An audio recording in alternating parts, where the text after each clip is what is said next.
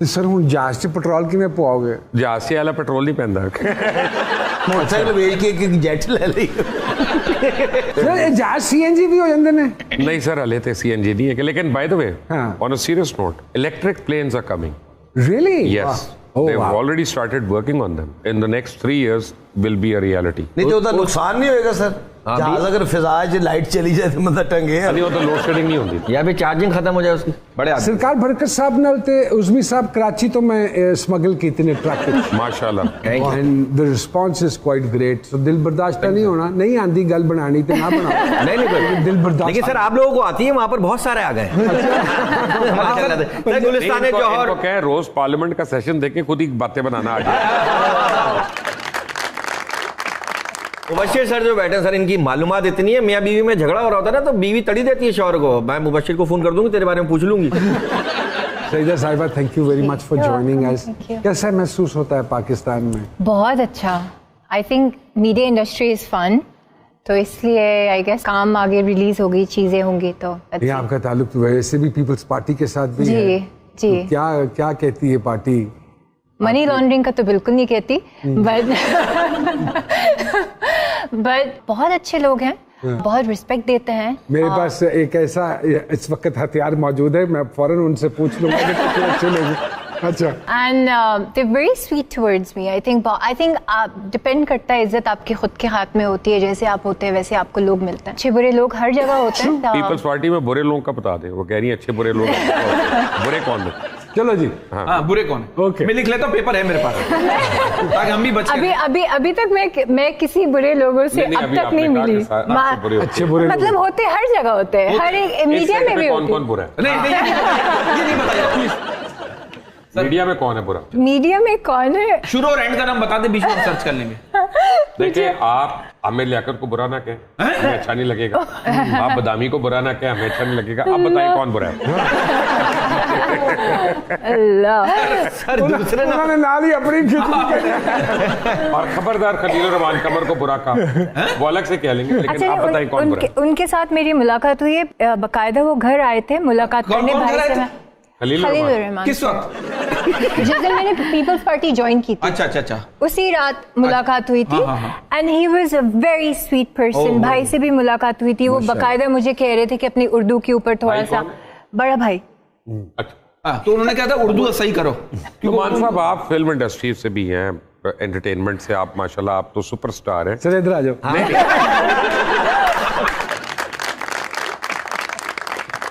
जितने पैसे मिलेंगे ना, उस सोफे पे बैठा कर। एक बात को बताइए जी सर। ये हम सारे अदाकारों और अदाकाराओं को कहते हैं, दुआ देते हैं ना कि अल्लाह आपको दिन दुगनी और रात चुगनी तरक्की और अपना वो दे। ये रातों को आप लोग क्या करते हैं कि रात चुगनी हो जाती है तरक्की? आज तक नहीं मुझे समझ आया। ऑनेस्टली स्पीकिंग, ये दुआ तो मैं आपके लिए भी करता हूँ सदा, इनसे नाना करो। नहीं, लेकिन मैं तो सो जाता हूँ। और अल्लाह की कसम आप भी सो जाते हैं। छोटी सी ब्रेक ले लेते हैं, कहीं मत जाइएगा जी सरकार में।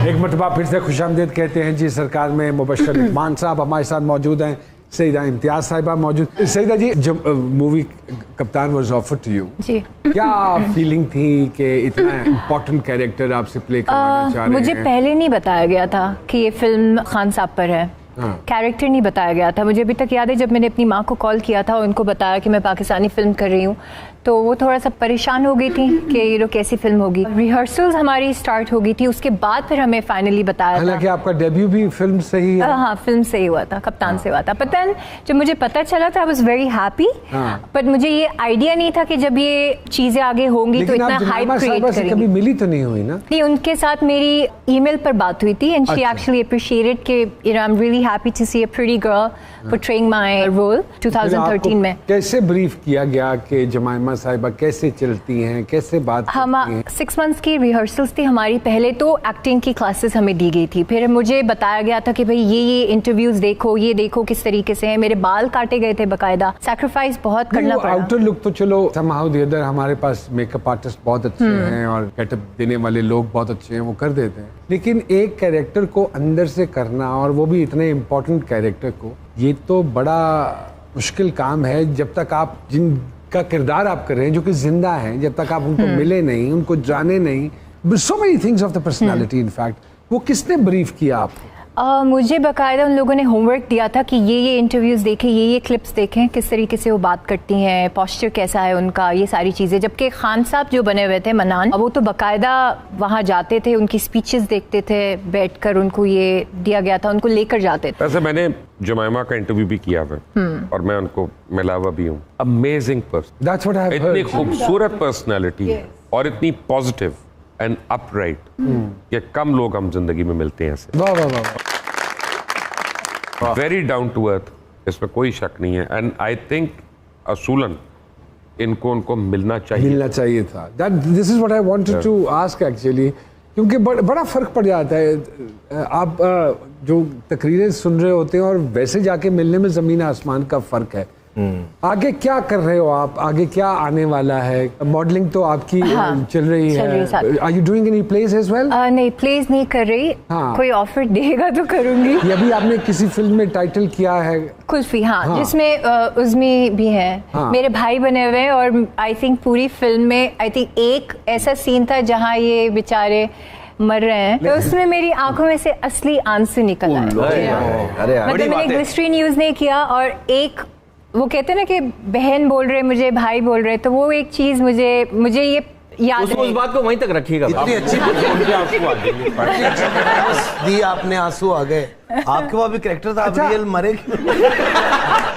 हमें ये भी सुनने को मिला कि उस मूवी में आपने एक्शंस भी सारे जो स्टंट्स हैं वो सारे खुद किए मैंने।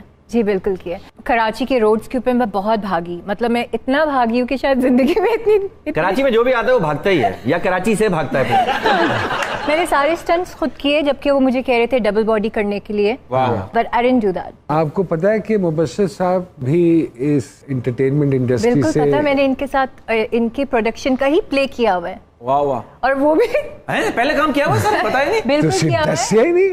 ਅਸੀਂ ऐसे सोचते हैं कि ਤੁਸੀਂ पहली दफा ऑन एयर गए, ये कौन सा काम है जो वो सरकार में सरकार वो पॉलिटिक्स के ऊपर ही था। हॉरर मूवी भी कर रही है आप? क्यों करती हैं? हॉरर तो नहीं, शादी तो नहीं करी। टेल ऑफ मर्डर के नाम आप से क्या बात करी? शॉर्ट फिल्म की थी। बकायदा मैं इंडिया में 4 साल रही हूँ, बैक एंड फोर्थ ट्रैवलिंग। मैंने एक शॉर्ट फिल्म की थी वहाँ। 4 साल चलती रही वो शॉर्ट फिल्म? नहीं, मैं वहाँ स्टे कर रही थी। आई वाज़न्ट श्योर कि मैं पाकिस्तान आकर स्टे करूँ, क्योंकि उसका कप्तान मैंने कंप्लीट कर ली हुई थी, और ग्रूमिंग भी उस वक्त इस तरीके से नहीं थी। एंड आई गेस फिर मुझे ये हुआ कि I should just come back and देखते हैं कि क्या है क्या। मुबश्शिर साहब, ऑन अ सीरियस नोट, अगर लिटिल बिट अगर कहें, व्हाई आर यू एब्सेंट जहाँ तक मेन स्ट्रीम का ताल्लुक है और नहीं नजर आ रहे किसी channel? 2 reasons. 2 reasons.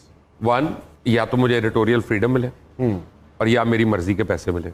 You don't need freedom. आप तो पहले भी बड़ी फ्रीडम नहीं, आप नहीं देते ना। आप सारे चैनल्स के अपने अपने एंगल्स हो गए हैं, हर एक किसी पार्टी के साथ अलाइंड हो गया, कुछ हो गया, माने या ना माने। अच्छा, तो फिर ये कहना गलत नहीं होगा कि हमारी जो खबरें हैं या जो हम प्रोग्राम्स करते हैं वो बड़े अनबाइस्ड हैं? नहीं, बाइस्ड है टोटल।